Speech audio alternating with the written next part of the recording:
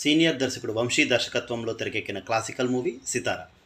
తాను రాసిన మహల్లో కోకిల అనే నవలాధారంగా సినిమాను తెరకెక్కించారు వంశీ.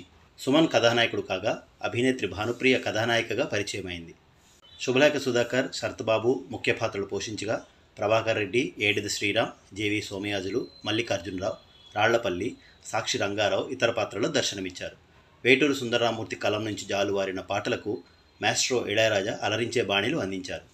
పూర్ణోదయ మూవీ క్రియేషన్స్ పతాకంపై ఏడిది నాగేశ్వరరావు నిర్మాణంలో రూపొందిన ఈ చిత్రంతో ఉత్తమ గాయనిగా ఎస్ జానకి, ఉత్తమ ఎడిటర్గా అనిల్ మల్నాడ్ నేషనల్ అవార్డులను కైవసం చేసుకోగా ఉత్తమ చిత్రం విభాగంలోనూ నేషనల్ అవార్డును సొంతం చేసుకుంది సితార. అలాగే ఉత్తమ ఆడియోగ్రాఫర్గా నంది అవార్డును అందుకున్నారు ఎస్పి రామనాథం.